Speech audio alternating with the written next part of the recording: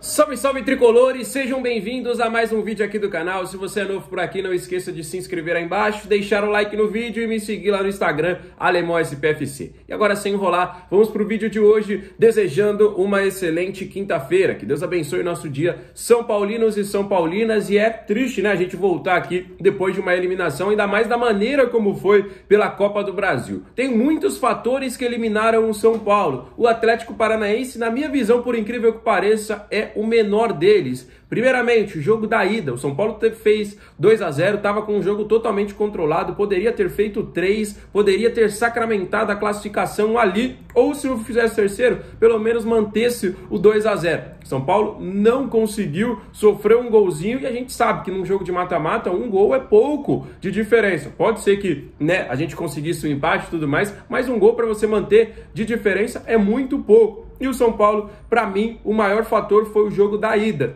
Indo para o jogo da volta, uma expulsão com apenas 3 minutos do primeiro tempo, totalmente equivocada, como foi a expulsão do Rafael, também culminou bastante para a nossa eliminação. Porque se o São Paulo tem os jogadores ali, os 90 minutos, igual com o Atlético Paranaense, a gente tinha conseguido a classificação para mim de uma maneira até tranquila, porque o Atlético Paranaense foi só na loucura, só na empolgação da torcida empurrando ali, porque o time deles é bem fraco, rapaziada. Vamos falar a verdade aqui, o time do Atlético é bem fraco tecnicamente, não à toa, tá na parte de baixo da Série B. Não tem nem muito o que falar, não tem nem muito o que explicar, né? Então, era um time que a gente poderia ter sim classificado. Esse prejuízo da gente ter sido eliminado ainda nas oitavas da Copa do Brasil vai ser muito grande pro restante da temporada. E aí depois a gente vai pros pênaltis. Falar o que dos pênaltis? Os 3 batedores, para mim, já tinham que ter sido demitidos no vestiário. Primeiramente o Sabino, rapaziada. Eu não sei o que essa rapaziada vê no Sabino. É jogador de time pequeno. Não dá para entender um cara desse jogar no São Paulo Futebol Clube. E eu já falo disso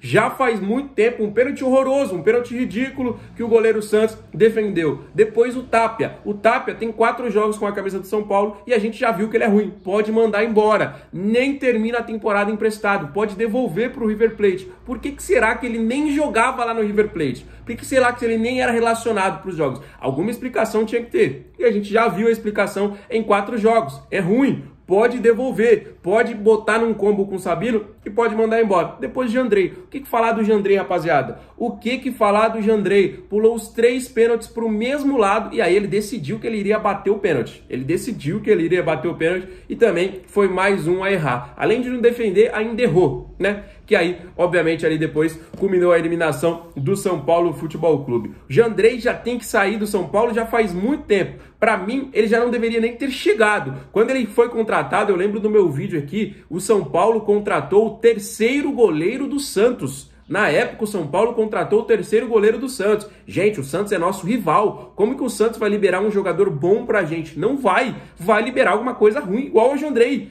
Não dá para entender uma contratação dessa. Não deu para entender e não dá para entender como esse goleiro é há tanto tempo goleiro do São Paulo. Vou trazer uma informação aqui que eu tenho certeza que vai revoltar ainda mais vocês. O Jandrei, entre os goleiros reservas de todos os clubes da Série A, somos em 20 clubes na Série A, o Jandrei é top 3 maiores salários. Exatamente. Entre os goleiros reservas, o Jandrei é top 3 maiores salários de todos os clubes da Série A.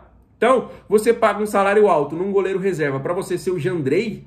Que segurança isso traz? Já pensou, acontece alguma coisa com o Rafael amanhã, ele é expulso, ele se machuca, acontece alguma coisa com o Rafael e ele não joga a Libertadores. A gente vai com o Jandrei jogar a Libertadores, a gente já entra com medo, a gente já entra temendo o adversário, qualquer chute já dá um nervoso na gente, porque pelo amor de Deus, você ter um Jandrei, tem coisa que não dá para entender, tem coisa que é empresário, diretoria, é máfia, não dá para falar outra coisa. Não dá para falar outra coisa de alguns jogadores vestindo a camisa do São Paulo. Jandrei, Sabino, o próprio Tapia. Pelo amor de Deus, em 4 jogos a gente já viu porque que o cara não jogava no River Plate. Porque ele é ruim, essa é a verdade, esse é o português claro.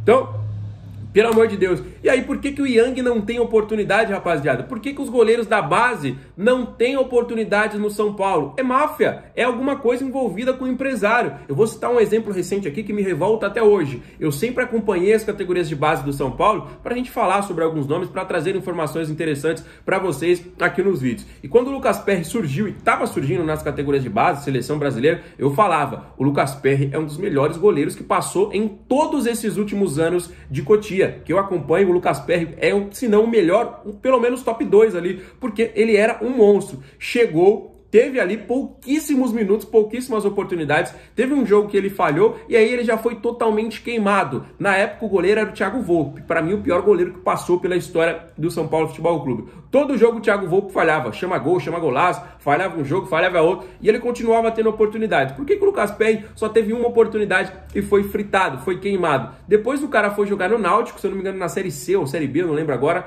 E aí jogou no Náutico. Olha só a reviravolta que teve a carreira do cara. Foi pro Náutico, lá na Série C, depois foi pro Botafogo, assumiu a titularidade, depois foi titular do Lyon, uma das maiores equipes da França, e hoje é um goleiro de Premier League. Então como que um cara sai da Série C para jogar a principal liga do mundo e não serve pro São Paulo? Beleza, então ele serve para a Premier League, serve para jogar na Inglaterra, serve para jogar no Lyon, foi titular até do Botafogo e não serve pro São Paulo? Aí quem serve é o Thiago Volpe, quem serve é o Jandrei? Não dá para entender esses critérios. Não tô falando que o Yang vai ser o novo goleiro, não tô falando que o Leandro vai ser o melhor goleiro do mundo, né? Que são os goleiros aí hoje que a gente tem, né? No profissional que vieram da base. Mas por que essa molecada não tem oportunidade? E o Jandrei, toda vez que tem, ele faz besteira e não é mandado embora. Toda vez que tem, ele faz alguma coisa de errado. O Rafael é um goleiro que até calou minha boca, que eu criticava demais o Rafael e hoje é um goleiro totalmente seguro e pra mim tá sim na prateleira dos melhores goleiros do futebol brasileiro. Mas não dá, o Jandrei tem que ser mandado embora urgentemente, ele tem que procurar outra coisa para ele fazer, jogar em outro clube. Sabino tem que fazer a mesma coisa, o Gonzalo Tapia tem que fazer a mesma coisa. Tem jogador que não dá para vestir a camisa do São Paulo, tem jogador que é jogador de clube pequeno, e aí isso aí só pode ser esquema de empresário. Não dá para você entender, você trazer um terceiro goleiro do Santos e achar que ele vai ser a solução dos seus problemas. Quando o nosso goleiro principal não jogar, você achar que o Jandrei vai solucionar. Quando o Arboleda, que inclusive saiu sentindo e já preocupa para os próximos jogos, não dá para você tirar um Arboleda do time e colocar um Sabino. Não dá, rapaziada. Não tem condições. E o São Paulo vem pecando nisso já faz muito tempo. A arbitragem também ontem, pra mim, foi vergonhosa. O jogo nem rolou. O jogo foi totalmente picado. O jogo toda hora parava. O árbitro querendo aparecer mais que a torcida, querendo aparecer mais que os jogadores, querendo aparecer mais que o jogo. O árbitro queria ser a estrela da noite, né? Não era São Paulo nem Atlético Paranaense. Era o árbitro. Ele queria aparecer pra todo mundo ali. A arbitragem totalmente vergonhosa. A expulsão foi...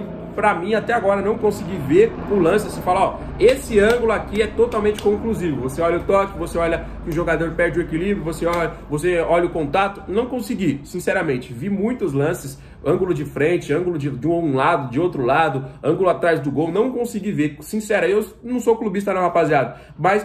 quando acontece alguma coisa, eu falo, não, isso aí realmente está justo. Mas eu não achei justa a expulsão do Rafael. A zaga falhou? A zaga falhou. O Arboleda poderia ter tirado de cabeça e o Alan Franco, para mim, também demorou um pouquinho ali na reação. É um lance que poderia, com certeza, ter mudado completamente, colocado um São Paulo nas quartas de final, uma competição já sem Flamengo e sem Palmeiras, que são dois grandes favoritos, né? Então eu acho que a gente poderia ter sonhado com o título da Copa do Brasil. Agora não adianta lamentar, agora é bola pra frente, mas tem coisas que dá para ser ajustadas. Demissão do Jandrei, demissão do Tapia, demissão do Sabino, tem coisa que dá para ser ajustada.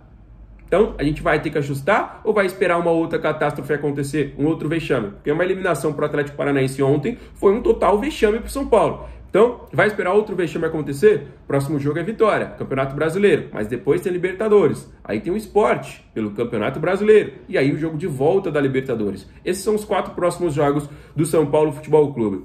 Para mim, São Paulo não jogou absolutamente nada ontem. A expulsão até que influenciou bastante, obviamente, no resultado. Mas o São Paulo ainda assim é melhor que o Atlético Paranaense. Mas não jogou, né? São Paulo não teve alternativa de nada. Tentou um escape ali com o Ferreirinha, tentou o Luciano...